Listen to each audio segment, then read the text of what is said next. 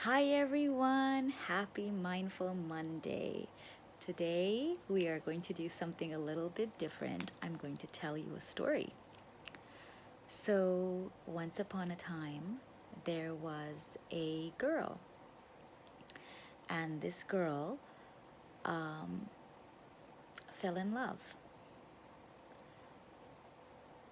They got married, it was beautiful, but shortly after they got married, she started to have some problems.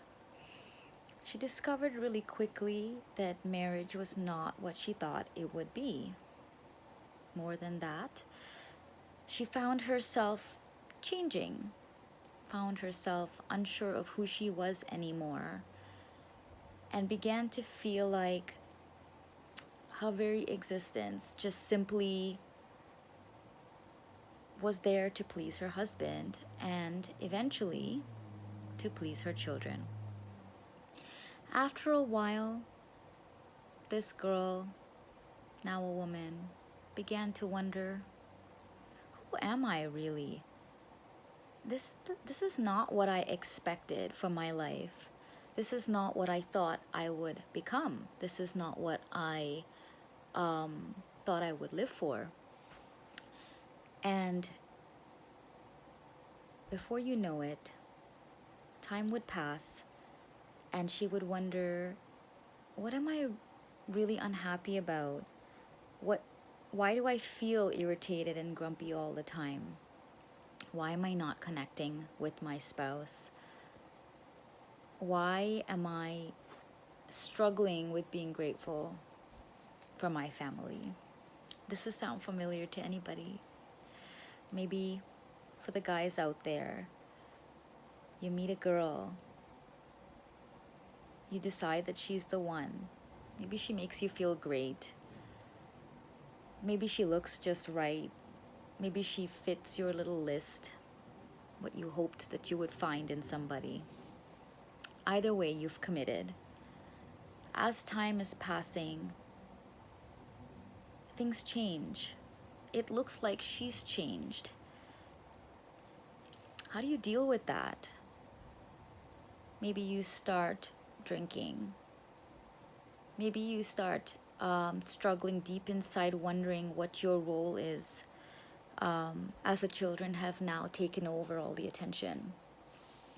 You feel like you're an outsider. Maybe you wish that you could reconnect with your old friends, but feel like you're not able to or you're not allowed to. Does that sound familiar to anybody? So I've decided this week that we're going to talk about these two stories because I think that it would hit home to a lot of people. And I want to say to you today that there is actually something that you can do about it if you are, in fact, experiencing something similar to this. Firstly, and probably most importantly, I would say that you are free to be who you are. It is really, really important that before you look for happiness in anybody else, in any other situation, you're looking for a spouse, you're looking for a life partner, you're looking to become a parent, you want children, it is important, first and foremost, to take responsibility for your own happiness. If you get married with the hope that your spouse is going to make you happy, I have some sad news for you, because if you haven't figured it out already, it's not going to happen. If you are thinking that children are going to make your life happy, sure, they bring joy. Sure, there's going to be great moments, but it's also a lot of work and rewarding, of course, but a lot of work and a lot of changes, a lot of sacrifices that I'm not sure many are aware of prior to. So, where am I getting with this? I'm not trying to be a Debbie Downer, but what I'm trying to get at is you have the power to choose what your life is going to look like. You have the power to choose to be who you are and to stay true to who you are. to be authentic no matter what things look like around you. You can choose a partner who is going to add to who you are, and that does not mean that they agree with you all the time and do whatever you want. It means that you recognize that the responsibility to be happy lies within you, that you can choose a mindset that works, and everybody else in your family will be impacted by it, will be affected by it, and will be happier for it. But it starts with you. It is not about enabling your partner. It's not about enabling your kids, about revolving your life around them, about revolving around your life around your partner, about changing who you are. Because if you do that, and if you live to just please your spouse or your children, you're very quickly going to find out how unhappy you're going to become. You are so much more than just a wife, a husband, a mom, a dad. You are a brother, a sister, a friend, a leader maybe in your field, in your area of expertise. There are so many other areas that you can branch out. And so I encourage you today that if your life is revolving around your family, while it is amazing to have the value of family, if that is all you focus on, you're going to find yourself having difficult days, because as humans, we let one another down.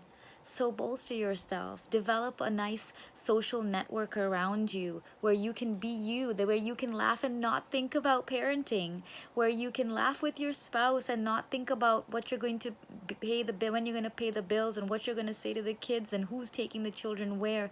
Talk about regular life. Revisit who you were when you met. Revisit who you are as a person, your likes and your dislikes. Continue to explore and get to know one another.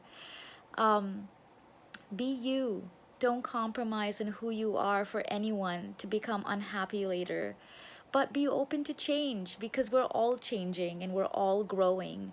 I wanted to encourage you today to really take that step and be bold, to let who you are really shine through and be happy again. Choose to be happy again. Choose to take your power back and not just become a doormat, not just say yes to every situation that makes you uncomfortable to say no to.